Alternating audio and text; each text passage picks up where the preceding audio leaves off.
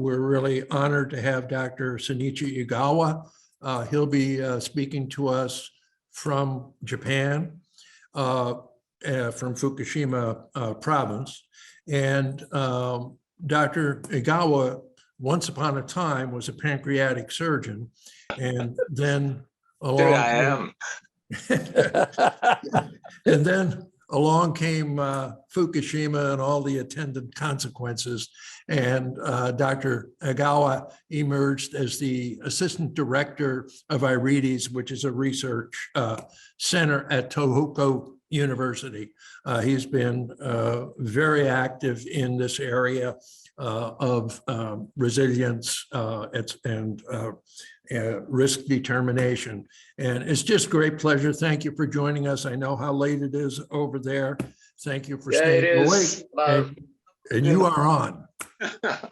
Yeah, thank you very much, Jim. And I'm very pleasure to be here. So I have 15 minutes. I'll keep on time.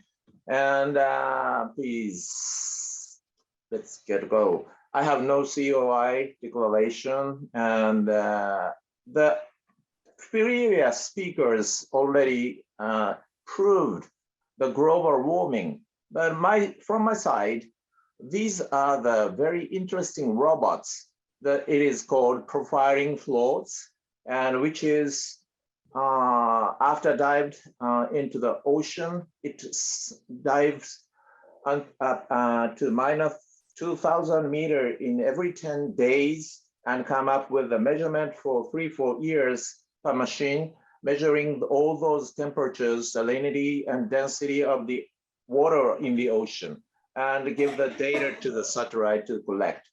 By this technology, we could measure this ocean profile very concisely at more than 1 million points of measurement. So that as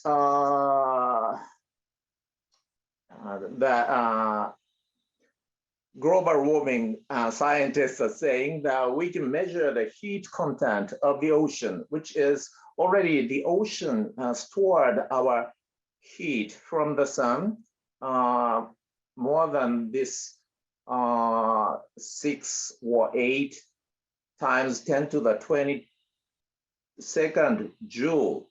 That is more than a million year product of a very huge nuclear power plant. But the global change of the salt concentration indicates that evaporation area has a more salt and the raining area has less salt, making the Atlantic Ocean and the evaporating area and the Pacific Ocean in the raining area. So that salt concentration is a natural rain meter. This is a courtesy of Professor Toshio Suga from Tohoku University. And when we see the year trend within this 30 years, the western side Pacific area has a more rain, and the Atlantic Ocean is a less and less rain, making temperature higher. And the resulting effect is already shown by the previous speakers. Japan is also attacked by the flood and the hurricanes. So this is a graph of the GDAX showing the past 1 year event, the orange and red events, alerts, the 9 droughts, and especially in Africa, Madagascar, and the tropical cyclones 22, Western Pacific and Caribbeans, and floods all over the world. And I was amazed that I saw the 20 wildfires of green level occurred in Africa and Australia only one day yesterday. Okay, so the wildfire is occurring everywhere.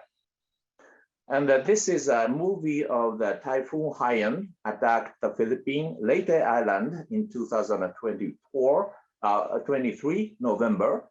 And this is the height of the water, the storm surge that attacked the area. This square shows the Tacloban city, which was mostly damaged by this storm surge. And this area was flooded by the storm. And people were saying that, why didn't you tell us that tsunami is attacking? But actually, they didn't understand the meaning of the storm surge, even it was warned. And in this area, many hospitals were included. And so I visited all of the hospitals and found this, many of them are damaged. And just an example of this Leyte Provincial Hospital that was damaged by the storm surge and the window. And this is a newly built operation room, but the roof was blown out, and the newly built, never used meal facility was also destructed. And we summarized the report in the Visiting Philippines as a mission finding report in the Philippines from our institution. And that Japan is not an exemption. So that Japan, western part of Japan was attacked, the torrential rain in June to July 2018. So this caused a significant flood in the western part of Japan, and in Hiroshima and Okayama and Ehime, there were hundreds of victims by the landslides and floods. And another super typhoon, Hagibis, attacked Japan. And when I was a child, I didn't experience any strong typhoon like this. So that flood occurred everywhere in Japan. But most of the problem for the health sector was that the typhoon passed this strait, so that damaging the old hospitals along this line. So that many prefectures suffered, and that these are the numbers of the health facilities that required external assistance as a medical team. So that I'm going to tell our capacity building.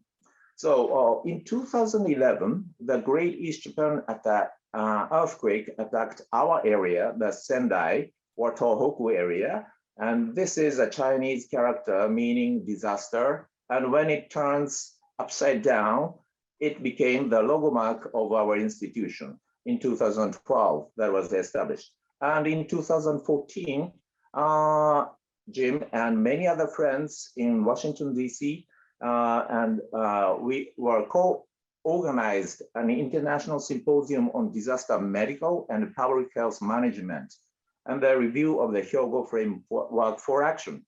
And this resulting position paper had a certain impact on the development of the Sendai framework for disaster risk reduction from 2015 to 2030.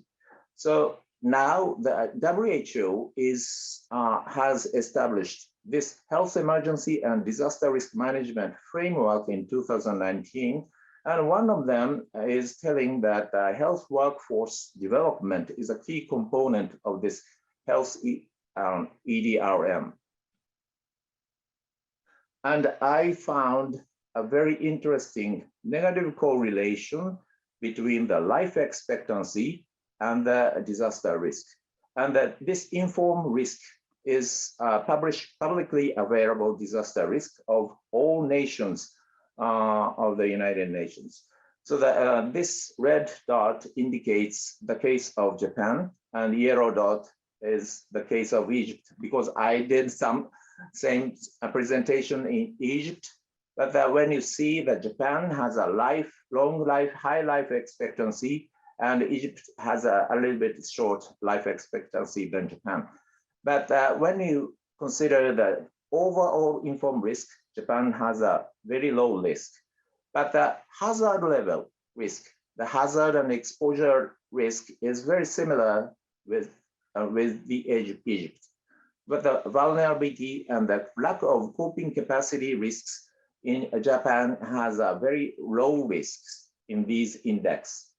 And when we compare the life expectancy with the risk of the natural hazards, the earthquake and the tsunami or tropical cyclone, these events positively correlates somehow with the life expectancy, meaning that countries with earthquakes, tsunamis, or tropical cyclones have somehow long life expectancy. But when you have droughts or floods, you have low life expectancy. So now we are changing from the as Jim showed at his first slide, the increase of the drought and floods are indicating that we are in the phase of transition from this correlation to this correlation. We have many floods, and sea rise level probably will have more frequent and more serious damage from the drought and flood. Sendai framework has 4 priorities and 7 global targets. So the 7 global targets include the implementations from the national and local strategies or international cooperation, multi-hazard early warning system to significantly decrease by 2030 the mortality of the people or number of affected people or direct economic loss and the damage to the critical infrastructure, especially for the education and health. That means schools and health, hospitals, so that we should decrease the damage to these critical infrastructures. But the situation is getting worse. Japan has disaster-based hospitals throughout the country, and they have strong emergency infrastructure, including the seismic proof structure. They also have a mandatory to implement the business continuity plan for the hospital. So, but the problem is those are very effective in the case of earthquake or some other one-time event, but it is not so much well prepared for flood. So this is a future problem. This is a structure of the coordination of the disaster medical system in Japan. And I'm not going into the details, but the disaster-based hospitals play a key role to support these disaster medical system. And now I am going to talk about this very interesting project ongoing in the ASEAN region. The ASEAN has a principle of one ASEAN, one response strategy. So the Japan is assisting the ASEAN region with the bilateral agreement with the Thailand government. This ASEAN regional capacity on disaster health management to strengthen the ASEAN regional capacity, the named ARCH project is ongoing. So this is a standardization of the regional disaster health management and also aiming the increase of the capacity of individual ASEAN member states. This is the scheme of the ARCH project. So the high-level governmental agreement with the establishment of the standard operational procedure and the standard training and curriculum and regional collaboration drill to make an effective health workforce or emergency medical teams internally or internationally in the region. And the feedback will be incorporated in the next curriculum development.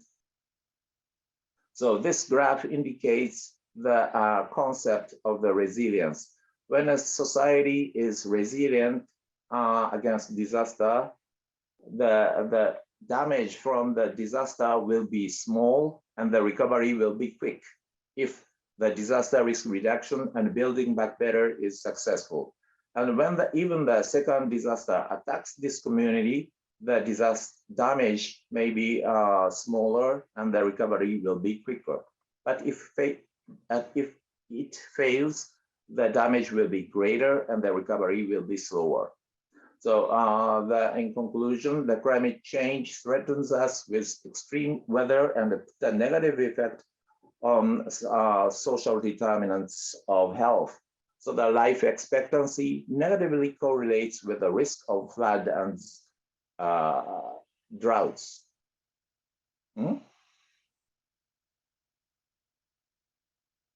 Yeah, that is true. The Sendai framework targets the substantial reduction of damage on critical infrastructure, especially for education and health, in harmonization with the climate change adaptation and the SDGs. So the project for strengthening the ASEAN regional capacity on disaster health management is ongoing. So in this sense, all hazard approach is essential in the core competencies of the health emergency and disaster risk management workforce. So I thank you very much for your attention. I have references that summarize the development of the Japanese disaster medical system and the progress of disaster medicine in Japan after the 10 years after the Great Eastern Earthquake. Thank you, Jim. Thank you so much, Shinichi. And to me, Shinichi really exemplifies at least what our journal has sought to do from day one, and that's translational, based on science, based on good data, based on analysis of that data, turning it into programs and operational entities. And we really thank you for that. And Shinichi has a global perspective, which obviously more and more we all need. So thank you.